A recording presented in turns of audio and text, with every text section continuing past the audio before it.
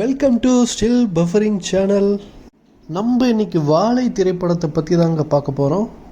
இந்த படத்தை டைரக்ட் பண்ணிக்கிறது யாருன்னு பார்த்தீங்கன்னா நம்ம மாரி செல்வராஜன் பண்ணியிருக்காரு. அவர் வந்து தமிழ் இண்டஸ்ட்ரியில் 2006 வந்து என்ட்ராயிருக்காருங்க.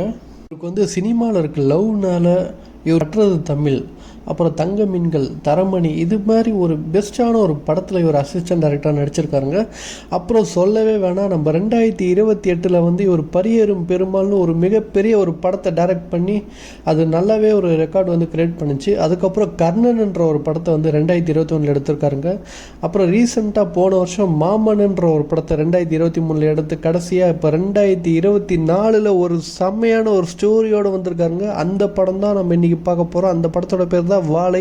இந்த படத்துல மாரி செல்வராஜன் அவர்கள் வந்து அவரோட சொந்த வாழ்க்கையை பத்தி பேசியிருக்காருங்க. ஆக்சுவலா இந்த ஹீரோ பார்த்தீங்கன்னா ஒரு 13 வயசு பையங்க. அவர் வந்து 8வது படிக்கிறாரு. அவருக்கு வந்து ஒரு ஃப்ரெண்டு இருக்காரு. ஆக்சுவலா ஹீரோ வந்து பார்த்தீங்கன்னா ரஜினி ரசிகருங்க. அவரோட ஃப்ரெண்டு வந்து பார்த்தீங்கன்னா கமல் ரசிகர்.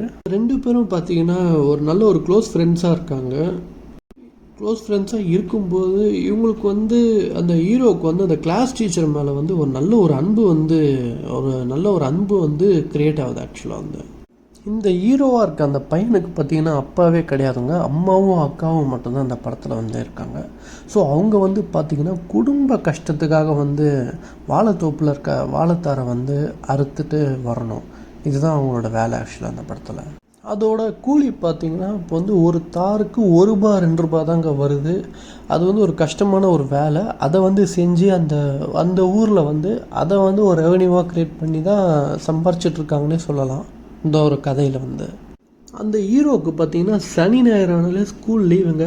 அவருக்கு வந்து ஸ்கூல் லீவ், நம்மளுக்கு சனி ஞாயிறானா லீவ் வரும்போது ஒரு ஜாலியாக தானே இருக்கும். இந்த படத்தில் வந்து அவர் வந்து ஒரு பயத்திலே இருப்பார். ஏன்னா அவரை வந்து எங்கே வேலைக்கு கூப்பிட்ருவாங்களோ அப்படின்ற ஒரு பயத்திலே இருப்பார். இருந்தாலும் அவங்க வீட்டில் வந்து குடும்ப கஷ்டத்துக்காக அவர் வந்து கூப்பிடுவாங்க. நீவா வந்து ஹெல்ப் பண்ணு, எங்களை மாதிரி வாழைத்தார் வந்து அறுத்து கொண்டு வா அப்படின்ட்டு அவர் வந்து அந்த தோட்டத்துக்கு வந்து கூட்டிகிட்டு போவது ட்ரை பண்ணுவாங்க. ஆனால் இவர் வந்து விருப்பமே இல்லாத ஒரு டைப்பாக தான் இருப்பார் இந்த படத்தில்.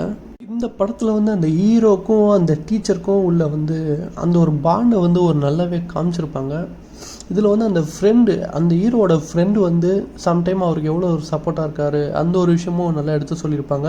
அவங்க அம்மா வந்து இன்டர்வலில் வந்து ஒரு விஷயம் வந்து சொல்லியிருப்பாங்க. அது என்னென்னா, என் பையனுக்கு எதுவுமே தெரியாமல் போயிடக்கூடாது, அவன் எதுலேயுமே திணறிடக்கூடாது, எல்லாமே வரணும் அப்படின்ட்டு. அது எல்லா அம்மாவும் நினைக்கிற மாதிரி இந்த படத்தில் வந்து அவனை ரியாலிட்டியாக இறங்கி எந்த அளவுக்கு ஒரு விஷயத்தை கற்றுக் கொடுக்க முடியுமோ அந்தளவுக்கு அழுத்தமாக கற்றுக் கொடுத்துருக்காங்க. அது இந்த படத்தில் ஒரு நின்று பேசியிருக்கு. இன்டர்வலுக்கு அப்புறம் இங்கே வந்து ஒரு கதை வந்து வேறு விதமாக திரும்புது. என்னென்னா, இந்த பையன் வந்து ஒரு சூழ்நிலையில் வந்து கொஞ்சம் பசியாக இருக்கிற மாதிரி ஆகிடுவார். பசி எடுக்கும், அவருக்கு வந்து சரியாக ஒரு உணவு இல்லாமல் கடைசியில் அந்த வாழைத்தோப்பில் சாப்பிட்ற மாதிரி ஆகிடும். ஸோ அவனை ஏன் சாப்பிட்றான்னு அங்கே இருக்கிற ஒருத்தர் வந்து தட்டி கேட்கும்போது அவர் வந்து ஒரு பனிஷ்மெண்ட் மாதிரி கொடுப்பார். அவன் அங்கேயே தான் இருக்கணும் அப்படின்னு சொல்லிட்டு அவன் அதை விட்டு தப்பிச்சு வந்து வேறு எங்கேயாவது வீட்டில் சாப்பாடு இருக்கான்னு தேட போய் அவங்க அம்மா வந்து திரும்ப நீ வேலை செய்யலையா அப்படின்ட்டு அவனை போட்டு அடித்து திரும்ப அவன் போகும்போது ஊரில் ஒரு பெரிய கலவரம் நடக்கும். அந்த இடத்துல பார்த்திங்கன்னா அவனோட நட்பை வந்து இழந்திருப்பான், அவனோட அக்கா வந்து இழந்திருப்பான். அப்புறம் இந்த படத்தில் ஒரு முக்கியமான ஒரு கதாபாத்திரமாக வர இளையரசன் வந்து இழந்திருப்பான் அவன். ஸோ இந்த படத்தில் ஒரு பசியும் ஒரு போராட்டமும் வந்து ஒரு அழகாக நம்ம மாரி செல்வராஜ் வந்து இந்த படத்தில் ரொம்பவே அழகாக காமிச்சிருப்பார். இந்த படத்தில் கிளைமாக்ஸ் வந்து எல்லாருமே அலை வச்சுதுன்னே சொல்லலாம். அந்த மாதிரி ஒரு கதை இது. ஸோ மறக்காமல் இந்த படத்தை வந்து தேட்டரில் பாருங்கள் ஒரு வாட்டியாச்சு.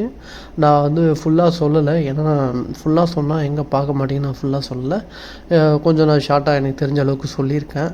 ஆனால் உங்களுக்கு கண்டிப்பாக அந்த படம் வந்து முக்கியமாக உங்கள் லைஃப்பில் பிடிக்கும்னு நினைக்கிறேன். இந்த மாதிரி ஒரு பழைய நினைவுகளை ஒரு சம்பவங்களை நம்ம மாரி செல்வராஜ் வந்து கொண்டு வந்தது ரொம்பவே இந்த ஜென்ரேஷனுக்கு கண்டிப்பாக ஒரு விழிப்புணர்வாகவும் ஒரு அறிவை அடுத்த கட்டத்துக்கு வளர்த்துக்கக்கூடியதாகவும் இருக்கும் அப்படின்ட்டு நம்ம இந்த சேனல் வந்து க்ளோஸ் பண்ணுறோம். நீங்கள் மறக்காமல் நம்ம சேனலுக்கு லைக், ஷேர் அண்டு சப்ஸ்கிரைப் பண்ணிவிடுங்க. தேங்க்யூ.